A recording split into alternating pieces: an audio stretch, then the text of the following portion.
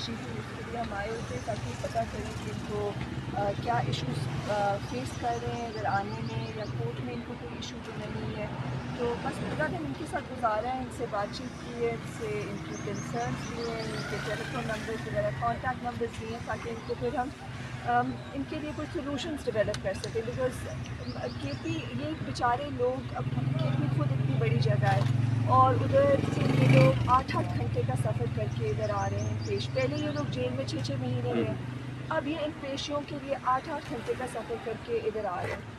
اور ان کے آنے جانے میں یہ مجھے بتا رہے تھے کہ ایک ٹرپ میں ان کو 5,000 روپیز لگ جاتے ہیں. یہ کانٹ افورڈ ہے، یہ بالکل ایک لٹرلی یہ ایک ٹارچر ہے، ایک ظلم ہے ان کے اوپر. غریب لوگ ہیں.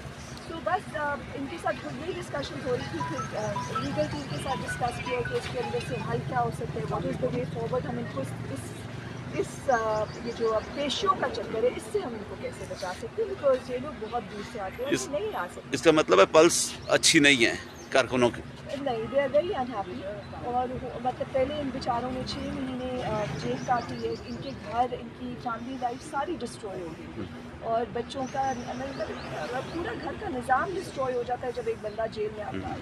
اور اب اس کے بعد جب یہ نکلے ہیں، اب ان کی پیشوں کا سلسلہ شروع ہو گیا. اور ابھی اپنے گاؤں سے، کوئی میدان سے، کوئی ہنگو سے، کوئی پیر سے ہے، کوئی کوہاٹ سے، اتنی دور دراز علاقوں سے، محمد ایسی سے، اتنی دور دراز علاقوں سے یہ لوگ ادھر آ رہے ہیں. تو یہ بالکل امپاسبل ہے، یہ ظلم ہے. میں تو اسٹیٹ کو بھی اپیل کروں گی کہ خدا کے واسطے اپنے لوگوں کے اوپر ظلم نہ کریں. یہ غریب لوگ ہیں، ان کے دلوں میں ہم محبت پیدا کریں، ان کے دلوں میں نفرتیں نہ پیدا کریں. تو